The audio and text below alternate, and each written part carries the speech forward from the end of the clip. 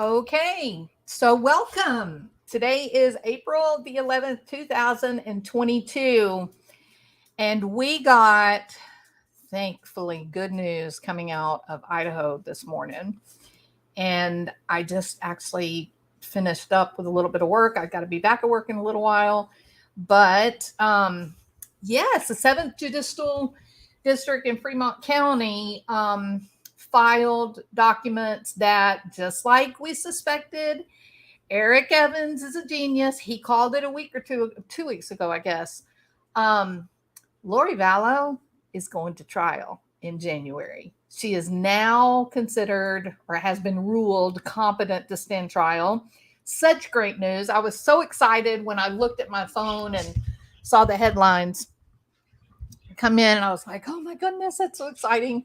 So I was beginning to get fearful listening to the legal talking heads about the competency laws, the insanity pleas for Idaho.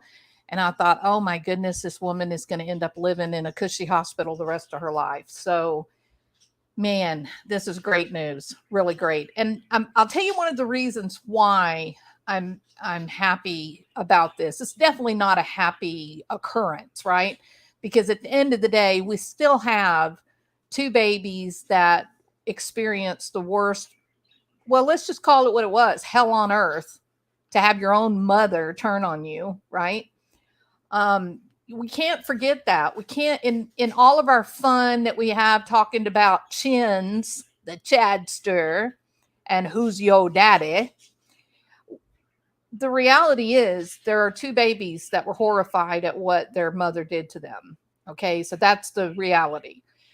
But it can't all be doom and gloom. I mean, at some point there has to be some room for some academic, discussion about this and kind of work through the horror of what this guy was a part of. And I 100% believe that this is a case. This is a situation where you had two flawed individuals, two people with raging personality disorders. And in the case of the Chadster, it's possible there may have been a real type of psychosis, mild, certainly, but I think his history, the things that his friends have said about him when he was young, a teenager, there certainly could be the possibility of some kind of maybe a schizoaffective problem, or maybe he's bipolar and he's prone towards problems related to delusions and even hallucinations. So all of that being said and done, in the long run, I think that had Chad Daybell's mental illness never found Lori Vallow's raging personality disorder, I think that there would be a lot more people alive in Idaho today, in Arizona today. But I think that this was the perfect storm of mental health. I think it personifies just how important, or not important, but how powerfully one person can affect another person in terms of the way they think, the way they conceptualize the world, and the actions that they're willing to be a part of. I watched an incredible Netflix series this weekend that was the same type of dynamic, where you have one person, and in the case of this story, the woman was very likely Asperger, high functioning autism, genius level, really. And she ran across a true antisocial, possible narcissistic personality disorder. And the effect of his manipulation on this brilliant woman, but nonetheless did not understand the rules of society, didn't understand socialization, didn't understand how to relate with human beings effectively. She was wide open for manipulation, and ultimately his narcissistic and antisocial needs were able to use her and basically destroy her life. I mean, it was a horrible story, but I'm going to be covering that. So that's why I'm not really, putting the name out there and everything. Now then, so I do think that Lori Vallow and Chad Daybell is going to be that story, that it's the cautionary tale that personality disorders should not be minimized in the powerful effect that they can have on people in their lives.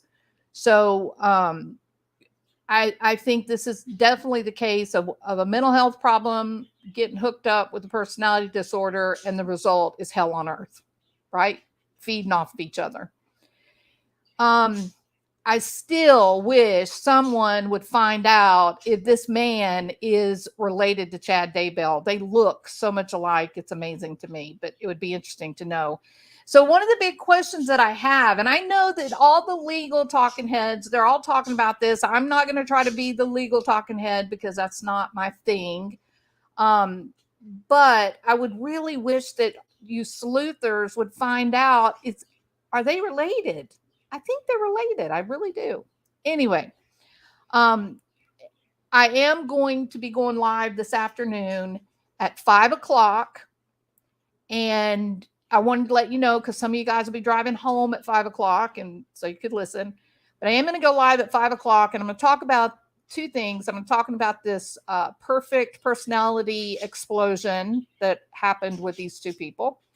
And I'm going to talk about Lori Vallow and her supposed incompetency, insanity, and the process of becoming competent again, and what could have been going on that would have resulted in such a situation. People don't typically just go crazy and then get uncrazy, 6 months later. That's not the way that it works. But there is a condition. There is a condition called schizoaffective disorder that is very, very powerful. And it kind of hangs around with a diagnosis called brief psychotic disorder. And these are conditions that are expressed only when there is an extreme emotion. And in the case of schizoaffective disorder, it can be even extreme happiness can trigger the psychosis, or most often it's some kind of trauma or deep sadness that will trigger it. Schizoaffective is associated with bipolar. But brief psychotic disorder is a condition that could have been playing out. And normally that is a profound chemical reaction to intense trauma. And then they do kind of dissociate and may experience fairly stereotypical signs of a psychotic disorder. People do not just become schizophrenic at 45. I've heard people say, oh, maybe she's going to get, late onset diagnosis of schizophrenia. Not this lady. Her history in the court system, dictamania is the name of it, where she gets excited and happy to go to court and feels like she's powerful. It's a little bit like Munchausen, but instead of being related to medical, it's more getting excited about, trial stuff. This lady has got a history of classic personality disorder behaviors going back to when she was 18 years old. And that was the stuff that was memorialized by the courts. Can you imagine, from 18 years on, she's already got police reports and mental health professionals all the way through her lifetime, all the way. She involves everyone in her schemes, including her children. So no, it was never schizophrenia, never schizophrenia.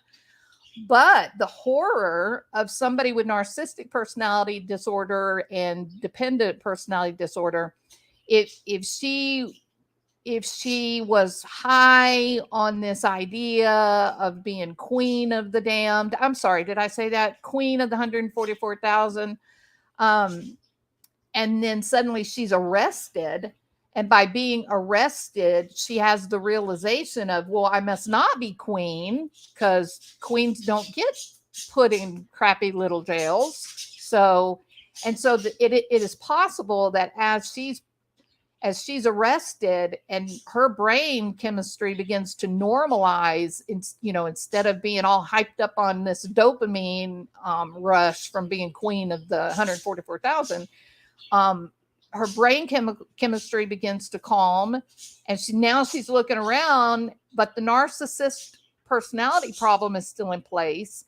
Then she wakes up one day in prison, looks around, and she says, holy hell, I am not queen of the 144,000, and Chad ain't got no magic portals, right? And what does that mean for me? And then I think she had the realization that she killed her children. And I think that was the trauma, is once the smoke cleared from her brain and she was rational again, she realized just what she did, the extent of what she did. So I think her horror and her trauma, in part, is going to be based on recognition of what happened to the kids, but mostly it's going to be that she's going to live the rest of her life in a prison. I think that's her real trauma. I mean, she's a beauty queen. How well do beauty queens do locked up behind bars, right?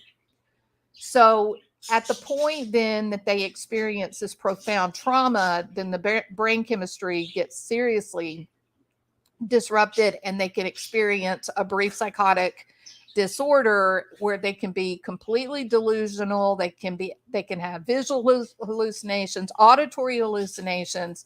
They can be truly appear to be truly mentally ill. So I kind of get the feeling, that, and then of course with Mark Means involved, it could have just been good old fashioned malingering and manipulation. It could have been that. We don't know.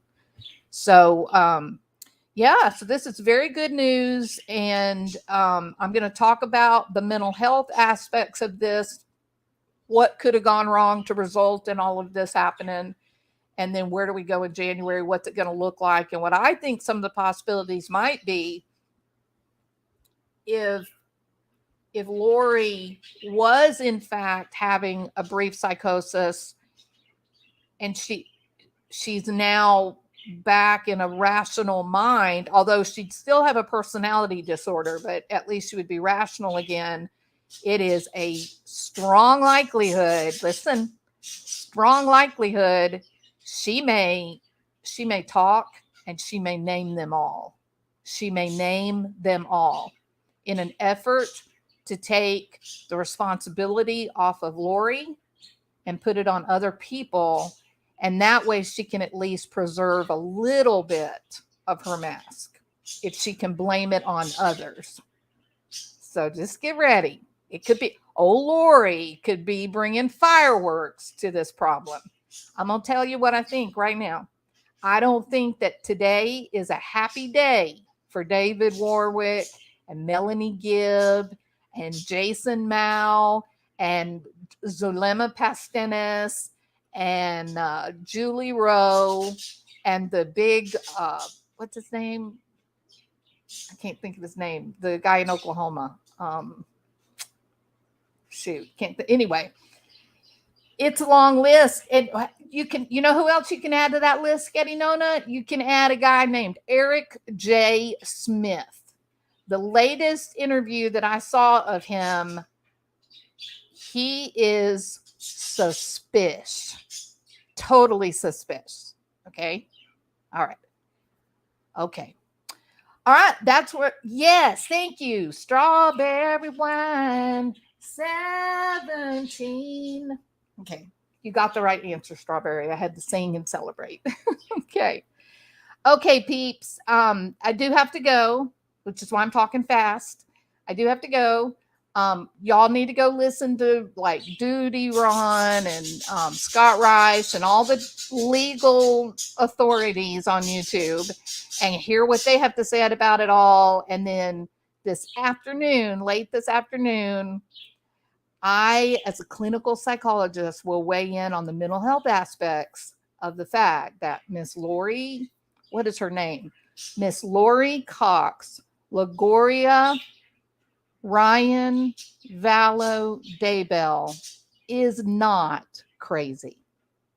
Talk to y'all later. Bye.